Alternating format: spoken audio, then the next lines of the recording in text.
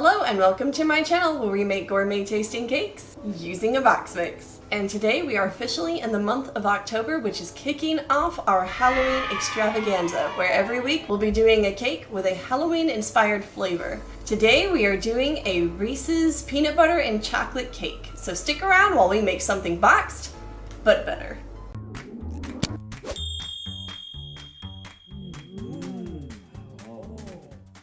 The first thing we need to do is preheat our oven to 350 degrees Fahrenheit. In a large microwave-safe bowl, break apart 4 ounces of German chocolate. Add a half cup of oil and melt in the microwave in 30-second intervals, stirring every 30 seconds until fully melted and incorporated. Add 1.5 cups of milk,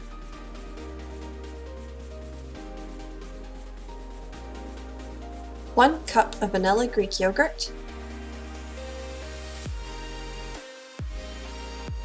1 teaspoon of vanilla extract, 3 large eggs,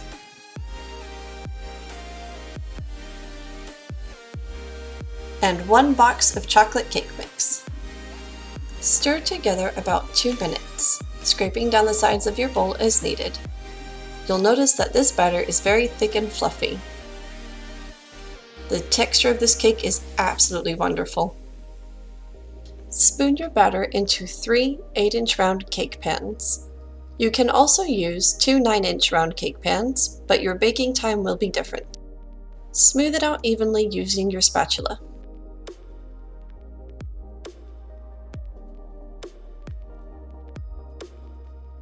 And now it is time to bake.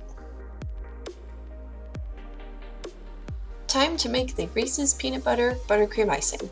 You will need a half stick of unsalted butter, room temperature, 1 cup of Reese's creamy peanut butter, a teaspoon of vanilla, 1 pound of powdered sugar,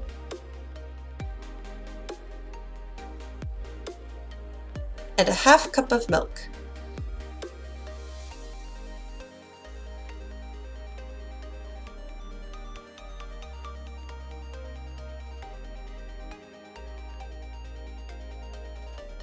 Mix together on medium speed for about 3 minutes until nice and creamy.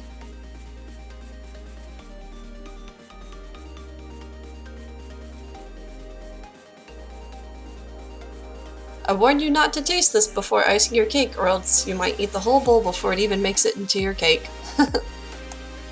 Cover your icing with plastic wrap to keep the top from drying out while you wait for your cake layers to cool.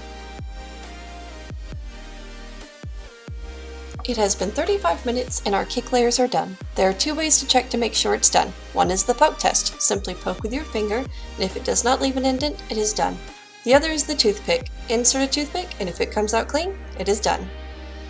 Now we will let our cake layers cool. You will notice once your cake cools that it's actually a lot smaller in size, because this cake has a souffle effect, meaning that it deflates once it starts to cool. This is totally okay, and the recipe will turn out just fine. Don't panic. This cake recipe needs a little help getting out of the pan, so before you let your layers cool, insert a butter knife between the edge of the cake and the pan and gently pull the cake away from the edges. Go all the way around until it's completely loosened. Then it's time to let your cake layers cool, and they will come out just fine. See, it came out beautifully. Now it's time for my personal favorite part, icing and decorating. Give your cake layer a large dollop of peanut butter icing and smooth it out, doing a side-to-side motion with your butter knife. And for my next trick, a delicious treat. I am adding chopped up Reese's Pieces and Reese's peanut butter cups to the filling. This will give it extra flavor as well as a fun texture. The best way to do this is to freeze your Reese's peanut butter cups before chopping them, and then keeping everything in a bag in a refrigerator until ready to use for your filling. That way your chocolate and peanut butter don't turn into a melted mush. Repeat the same filling process with the second layer. Resist the urge to eat the candy? Okay, I'm not judging if you eat a piece or 2. After placing your top layer, we are going to straighten up the sides by taking a bread knife and just cutting ever so slightly off the edges. This will make sure that they are lined up well, so when you ice your cake, everything looks smooth and uniform, instead of lumpy and bumpy. Feel free to snack on the leftover pieces or make them into delicious cake pops. It is now time to ice a crumb coat base on our cake. This is a thin layer of icing that will catch all the crumbs, so that when we give our cake a final layer of icing, everything will look even smoother and more professional. After we finish our crumb coat, we are going to refrigerate this for 10 to 20 minutes until the icing firms up a little. Once your icing has firmed up in the refrigerator, you can give it your final coat of peanut butter icing. Remember to hold your butter knife or decorator spatula at a 45-degree angle in order to push your icing across the cake instead of pulling it. Pulling it will cause the icing to rip up the cake that is underneath it.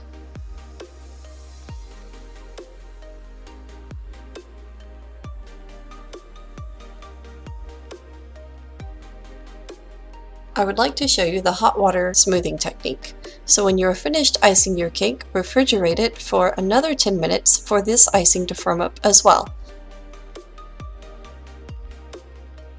The hot water technique is using a warm knife or spatula that has been soaked in hot water against a cold buttercream cake.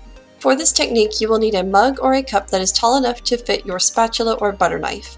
Fill your cup with hot water and let your butter knife rest in it for about 1 minute to warm up. Then using a paper towel, pull out your butter knife and give it a gentle tap on your paper towel to knock off most of the water. You do not want to dry it completely because the dampness of your knife will help to smooth the icing as well. When you notice that your icing is starting to stick a little to your butter knife, dip it once again into your hot water and tap it off. You may need to scrape off your butter knife as needed to make sure that it does not accumulate any icing on it. You are not bearing down heavily onto your cake when you do this. You are very lightly going over your icing. This is a very satisfying smoothing technique, but don't get caught up in perfection or else you will lose the joy of the journey. The whole point of making cake is to bring joy to your life and those you're serving it to. Plus, it's still going to taste amazing no matter how it looks, so have fun with it. Speaking of fun, we are at my favorite part, which is the decorating. I am using more chopped up Reese's Pieces and peanut butter cups and pushing them into the base of the cake for my border. But remember, you can decorate your cake however you want. This is just my suggestion, so get creative with it.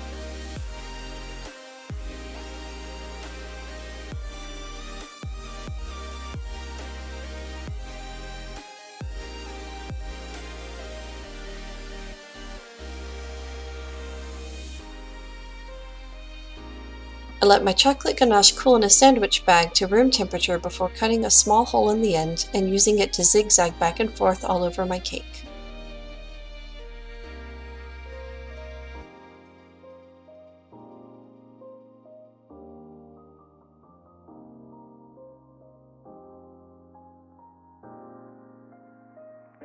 And there you have it, our delicious Reese's peanut butter and chocolate cake. Thank you for joining me. I had a lot of fun and I hope you did too. If you have any questions, leave them in the comment section below and I'll do my best to answer them. And I will see you next time on Box But Butter with Jenna. And today we are making a Reese's inspired peanut butter and chocolate cake.